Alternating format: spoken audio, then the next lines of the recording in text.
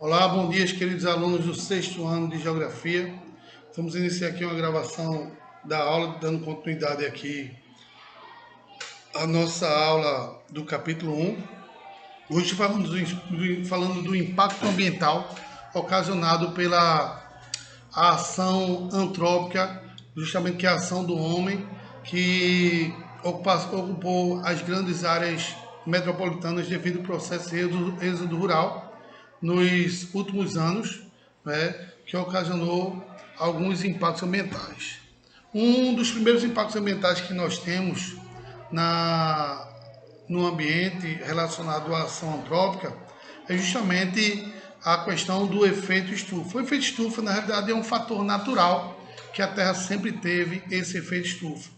Né? Ele é ocasionado naturalmente, né? O homem apenas agravou o efeito estufa e graças ao efeito estufa a Terra hoje ela é do jeito que é, porque se não fosse ele nós estaríamos totalmente congelados, né? Porque a Terra quando surgiu há 3,5 bilhões de anos atrás era uma grande bola de gelo e com o derretimento, né, da superfície terrestre que se deu justamente por conta do efeito estufa, deu origem a um único oceano chamado de Pantalassa e ao único continente que era denominado de Pangeia. Posteriormente, esse continente se fragmentou, se afastou, dando origem aos continentes que nós temos hoje e, consequentemente, também aos oceanos. Né?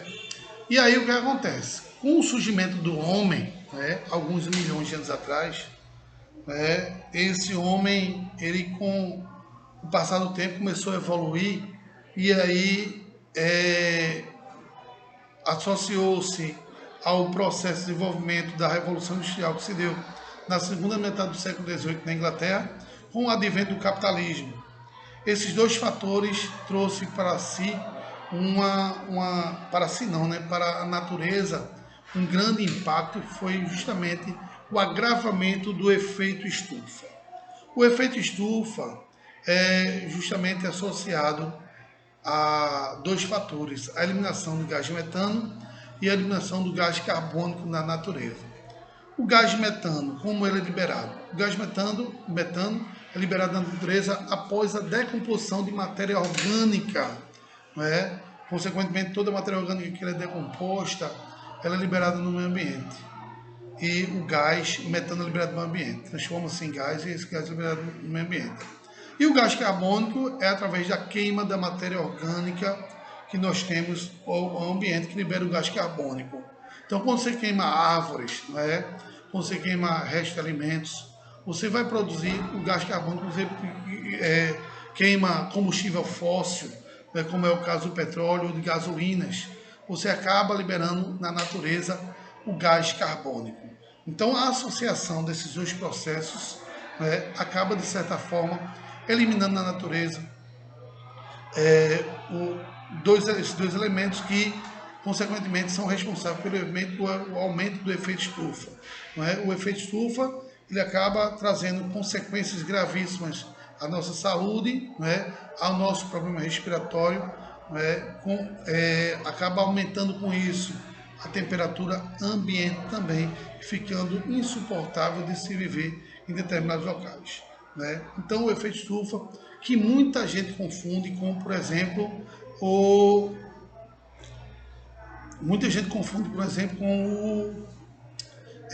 o furo da camada de ozônio, que são coisas totalmente diferentes. O furo da camada de ozônio, gente, ele é ocasionado por conta da liberação do CFC, que é o clorofluorcarboneto. Esse clorofluorcarboneto ele é produzido através de quê?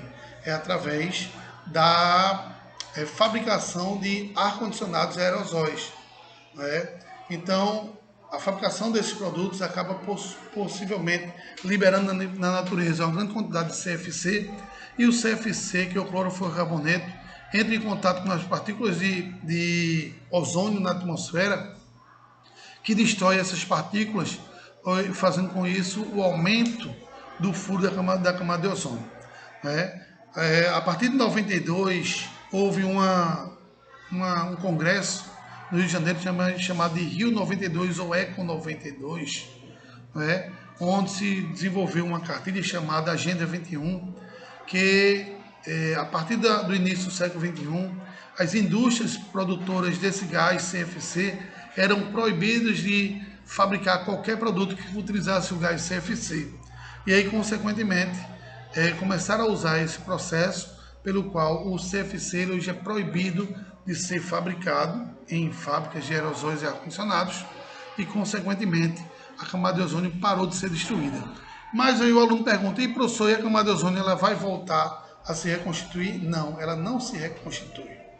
Não é? Infelizmente, ela não vai se reconstruir. Nós vamos ter aí o furo eterno, não é?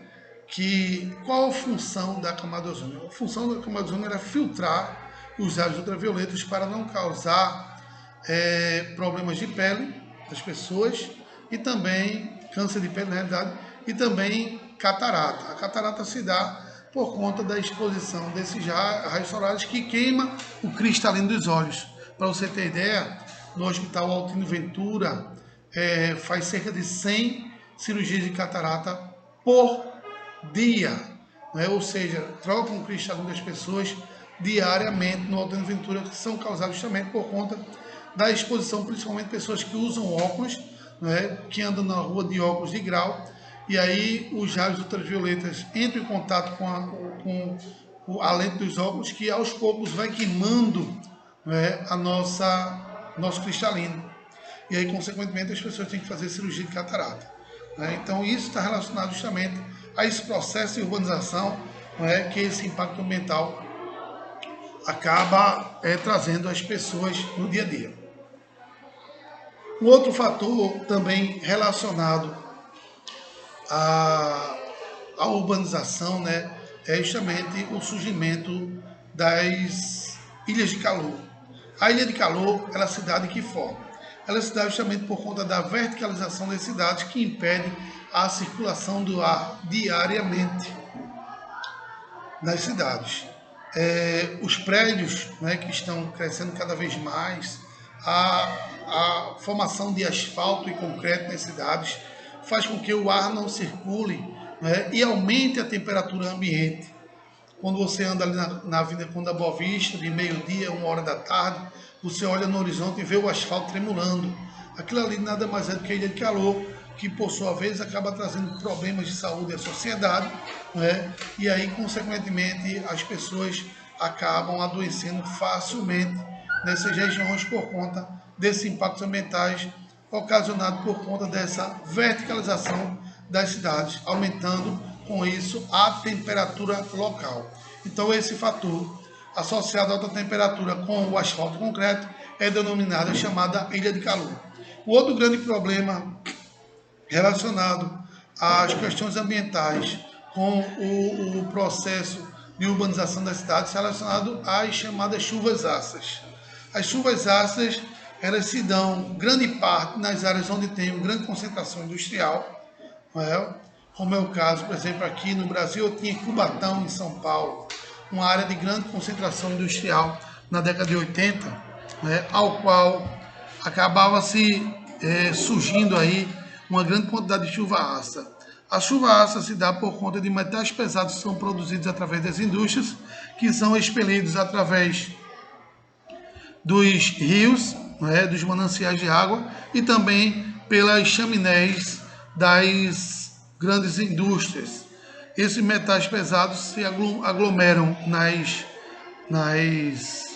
nuvens, né, no rio, por conta da evaporação das águas, né, e pelas chaminés que vão diretamente para as nuvens. Eles, quando se encontram lá, provocam o chamado ácido sulfúrico, que voltam em forma de chuva ácida, destruindo aí monumentos históricos, destrói também plantações, né? E se entrar em contato com a pele, o aluno vai chegar, professor, eu vou sair gritando, que dor, está ardendo. Não. Muitas vezes essa chuva ácida, de certa forma, ela pode ocasionar o aparecimento de melasma na pele, que são aquelas manchas escuras. A pessoa sai na rua, aí cai uma chuvinha, você chega em casa, não toma um banho direito, a água da chuva acaba enxugando na sua própria pele e começa a aparecer esse melasma na sua pele. e aí, consequentemente, tem que se usar, fazer um tratamento à base de ácido, não é, para que essa mancha comece a desaparecer. Não é um tratamento prolongado que nos aparece da noite para o dia, né? Mas o melasma é muito comum, principalmente nas áreas onde tem chuva ácida. Então, não pense que as manchas escuras que aparecem na sua pele é só ocasionado pela a exposição à luz solar, não, viu? Também é ocasionado por conta justamente da chuva ácida, que pode entrar em contato com sua pele e, por sua vez, ocasionar o surgimento disso aí. Então, toda vez que você sair na rua que pegar uma chuva, chegue em casa, toma um banho, né, se enxugue, passe sabonete no rosto, na pele, para que evitar com que haja essa reação química na sua pele que venha a ocorrer esse processo de aparecimento do melasma, não é? O crescimento da urbanização também trouxe outro problema ambiental, que foi o processo de surgimento e acumulação de resíduo sólido, que nada mais é do que o lixo, né, que por sua vez traz um grande problema ambiental, que é quando há decomposição da matéria orgânica, ou seja, do lixo no meio ambiente, né, ele, por sua vez, acaba produzindo aí a formação do chorume. O que é o chorume? O chorume nada mais é do que aquele líquido escuro que se dá quando há decomposição da matéria orgânica, ou seja, no lixo. Você levanta o saco de lixo na sua casa, não está molhado, aquilo ali é o chorume.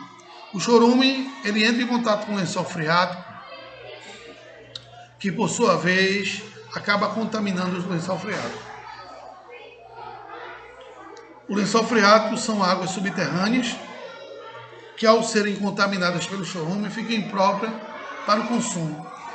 Então, infelizmente, o surgimento de aterro sanitário não, mas os lixões, e também os terrenos baldios, acaba, de certa forma, promovendo o surgimento de produção de chorume, que vai contaminar o lençol freático.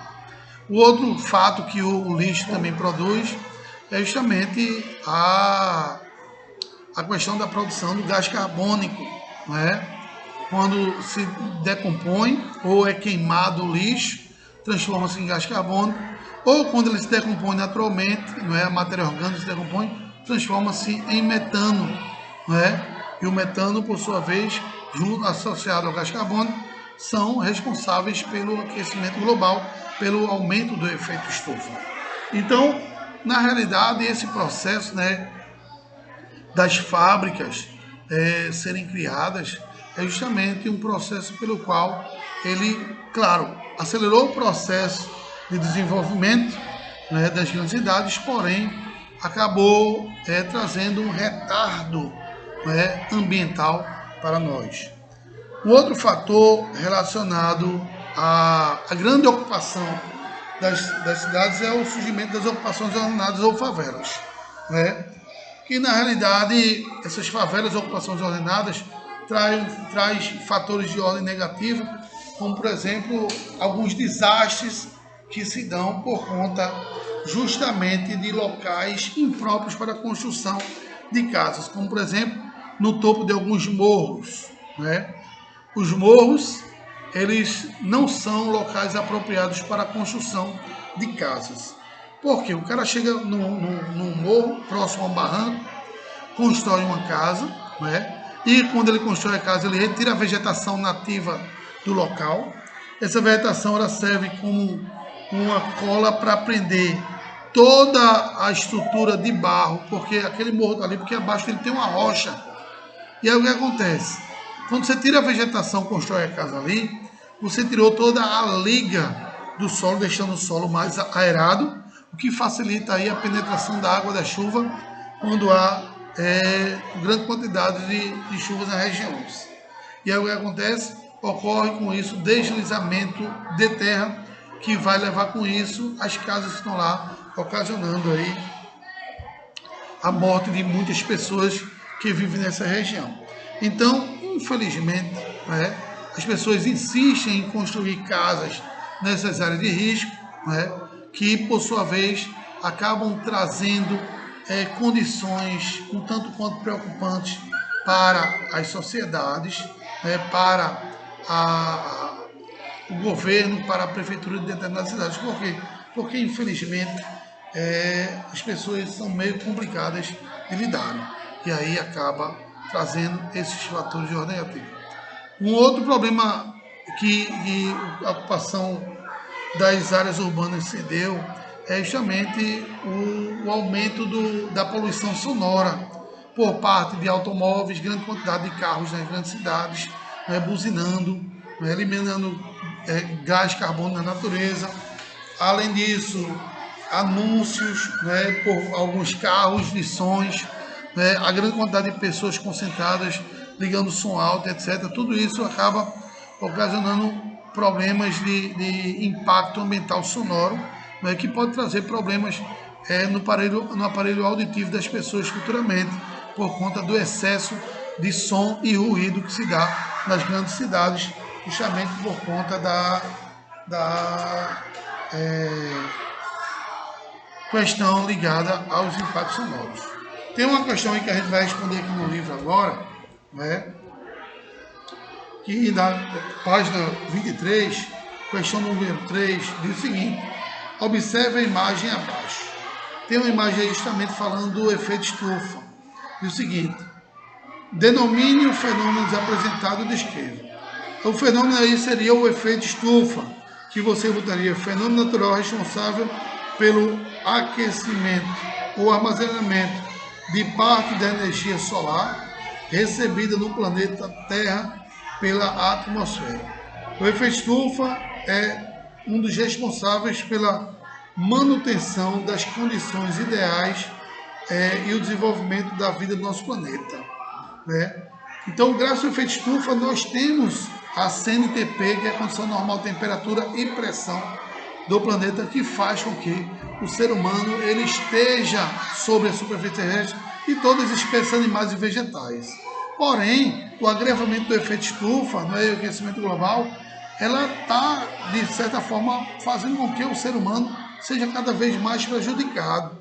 E aí, ó, letra B, pesquisa na internet o que é aquecimento global e suas causas. Aí você bota o aquecimento global, é o crescimento anormal da capacidade da Terra de aprisionar o calor na atmosfera, levando o aumento rápido da temperatura desde a segunda metade do século XX, e aí foi por conta do advento do capitalismo, justamente com o crescimento da indústria, né? E as causas do aquecimento global são o aumento da quantidade de gases de efeito estufa, como o dióxido de carbono e o metano na atmosfera. Como eu falei para vocês, o gás carbono e o metano são os principais responsáveis pelo aumento desse efeito estufa, esse aquecimento global, né, resultante da queimada e derrubada de florestas em benefício majoritariamente do agrotóxico e o lançamento de dióxido de carbono pelos automóveis e pelas indústrias da queima de combustíveis fósseis. O que são combustíveis fósseis? Todo derivado do petróleo é considerado combustível fóssil, né? E aí, consequentemente, eu tenho uma grande quantidade de carros nas ruas, o que traz com isso o processo, né, pelo qual nós temos o aumento desse efeito estufa, né? Quarta questão da página 28 diz o seguinte: nem sempre o lugar que vivemos é o que escolhemos ideal para a nossa sobrevivência. As imagens abaixo mostram dois lugares que oferecem riscos para pessoas que neles vivem. Observe. Aí tem a imagem A e a imagem B. A imagem A tem aí os morros de uma grande cidade do Rio de Janeiro, que é o Complexo Alemão, né? E aí palafitas em Manaus. Palafitas nada mais é do que casas sobre algumas regiões alagadas, são denominadas palafitas. Aí tem, agora identifica os principais problemas que podem ocorrer em cada uma das moradias desses locais. Na figura A, moradores poderão sofrer com deslizamento de barreiras, já que estão localizados sobre alguns morros. E aí, como eu falei para vocês, o deslizamento de barreiras se dá justamente por conta da questão onde as pessoas acabam retirando a cobertura vegetal nativa do local, deixando o solo um tanto quanto aerado, né? E na letra B, com possíveis inundações, já que eles vivem em palafitas sobre algumas áreas alagáveis, né? Quinta questão, essa quinta questão já está relacionada àquela nossa primeira aula que a gente teve sobre paisagem natural e paisagem artificial. Observe as imagens abaixo e assinalem aquelas que foram construídas com participação do homem, né? Aí tem a estátua da Ilha de Páscoa, essa sim foi construída pelo homem há alguns milhares de anos atrás. Dizem até que isso aí, essa Ilha de Páscoa, essa construção dessas esculturas foram feitas por extraterrestres. São algumas teorias que se falam, mas até que se prove o contrário, isso aí foi construída pelo homem, né? Aí tem a esfinge romena nas montanhas de Bucés, na Romênia. Aí foi construída pela própria natureza, não foi construída pelo homem, essa esfinge aí, porque através de um processo de erosão por vento, erosão eólica, associado à abrasão, das partículas e sedimentos que vêm ao ar, acabou fazendo com que houvesse essa formação aí dessa esfinge, mas foi construído naturalmente. Monumento do Diabo, no Monte da Austrália também, são aí duas formações de matacões, que é uma estrutura geológica em forma de meia laranjas, que nós temos aí nessa área aí. A plantação de abacaxi em Pingtung, em Taiwan, aí também você marca um X, construída pelo homem, né? O deserto dos pináculos no Parque Nacional de Nambu, na Austrália, né? Também foi pela natureza aí. E o Morro do Pico Fernando Noronha também construído pela natureza. Então só a primeira imagem e a quarta imagem foi constituída pelo homem, né? Então aí uma paisagem artificial, duas paisagens artificiais. Observe a imagem abaixo. Sobre ela responda na página 29, letra A. Nessa imagem predominam elementos naturais e elementos culturais. Culturais também chamados de artificiais. Podemos dizer que o espaço natural, é espaço natural ou espaço geográfico. Você bota aí. Nessa paisagem predominam elementos naturais e não podemos dizer que é um espaço natural, apesar do predomínio de elementos naturais. É, portanto, um espaço geográfico devido à alteração causada pela intensificação humana. Então, mínima que ela seja, não é,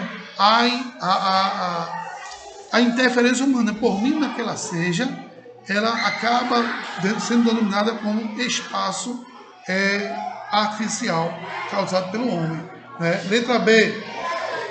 Você modificaria esse espaço? Se sim, de uma forma. E aí, a resposta aí seria pessoal. No meu caso, eu não modificaria. Eu retiraria somente essa parte que o homem montou aí, né? Deixava apenas o espaço natural, porque é um espaço onde a natureza não deve ser modificada. E letra C, qual é o elemento natural que mais chamou a atenção na paisagem retratada? No meu caso, foi justamente aquela montanha ali coberta por neve, né? E a vegetação também, ela é um tanto quanto interessante. Mas a resposta pessoal fica a seu critério. Sétima questão, observem as imagens abaixo. Tem 3 imagens aí, ó. Cataratas de Iguaçu, no Rio de Janeiro, Mosteiro de Tanquém, e eu tenho aí Nova York, nos Estados Unidos. As 3 apresentam paisagens diferentes sobre as indígenas. Letra A. Aquela que retrata apenas o espaço natural justifica a resposta. A imagem A, que apresenta apenas paisagem natural, é típica de uma paisagem natural porque não apresenta características é de intervenção humana, somente as cachoeiras aí do Parque de Iguaçu, sem interferência humana. Letra B, aquela que apresenta apenas elementos culturais. Foi a resposta. A imagem é a letra C, que apresenta predominantemente elementos constituídos pela ação humana, tendo sua paisagem naturalmente total alterada. E letra C, aquela que, embora apresente predomínio de elementos espaço natural, pode ser considerada uma paisagem espaciográfica. Justifica a resposta. A figura B apresenta a modificação da natureza provocada pelo homem para atender às suas necessidades, simbolizando a relação entre o ser humano e o meio. Oitava questão, assinale a opção correta em relação ao conceito de paisagem. Letra A, é aquilo que ouvimos de um determinado local? Não. Aquilo que ouvimos também é uma paisagem, mas não é só isso. Paisagem é muito mais do que isso. É uma porção do espaço terrestre que apresenta elementos naturais? Também não, Não é uma porção, é o tudo, é o todo, Não apresenta só elementos naturais. É o que nossos sentidos aprendem a interagir no espaço geográfico, sim, correto. Quando ele fala nossos sentidos, está falando da visão, olfato, paladar, audição, tudo isso, faz com que o nosso organismo aprenda a interagir no nosso dia a dia. Então isso é considerado paisagem, Algumas pessoas já pensam que paisagem são só as coisas bonitas, que são só as coisas verdes. Não. Coisas feias também são paisagens. Tudo aquilo que nós conseguimos ver, tocar, sentir, cheirar, os sentidos em si são considerados paisagens. Então a letra C está correta. Letra D é uma porção do espaço terrestre que apresenta elementos sociais de forma alguma. A gente tem que generalizar o processo e não apenas analisar uma porção do espaço geográfico. Representa apenas o espaço social. Então aí está também só colocando apenas um espaço. E aí, consequentemente, a letra E também está errada. Seria a letra C, o que os nossos sentidos aprendem ao interagir com o espaço geográfico. E a nona questão, observe a sequência das imagens da Avenida Rio Branco, no coração dessa do Rio de Janeiro. Aqui no Recife também a gente tem a Rio Branco ali no Marco Zero, mas não é aquela Rio Branco. Elas mostram a transformação que a avenida sofreu no começo do século XX até os dias atuais. Agora aponta as principais transformações que identificou. Aí bota aí, construção de casas, ruas, edifícios, entre outras coisas que foram alteradas na Rio Branco com o passar do tempo, que é natural. Em todo o meio urbano, o processo de desenvolvimento, ele é natural. Claro que acaba ocasionando impactos ambientais quando a gente tem um crescimento urbanístico não planejado, porque você acaba, de certa forma, promovendo esse impacto ambiental. Quando a gente tem uma cidade planejada, a gente tem um mínimo de impacto ambiental e um mínimo de transtorno no nosso dia a dia, porque a gente não vai ter problemas aí com o transporte urbano, você não vai ter problema aí com engarrafamento, você não vai ter problemas aí com questões ligadas a anúncios excessivos que vai ocasionar um problema de poluição visual nas grandes cidades. Então tudo isso aí ele é feito quando se planeja na construção de uma cidade. E aí você não tem um grande impacto ambiental. 10ª questão, nem sempre quem olha vê. O conceito de paisagem vai além do que o simples olhar. Observe a imagem ao lado da cidade de Olinda, em Pernambuco. Ela foi fundada por Duarte Coelho Coelho em 1537. Diz a lenda que ele chegou a esse ponto mais alto, lá e teria dito Olinda. Na realidade seria Olinda situação para se construir uma vila. A frase seria essa, mas aqui ele só botou Olinda. Por isso a cidade passou a se chamar de Olinda. Releia o conceito de paisagem, a página 17, e no pequeno dicionário geográfico cultural da página 26, coloque o lugar do fundador de Olinda e tente imaginar em suas sensações um belo dia de verão, no dia 12 de março de 1537, um olhar da sua vista. Aí, gente, a resposta seria uma resposta pessoal, que você responderia em sua casa, o que você diria por esta imagem aí.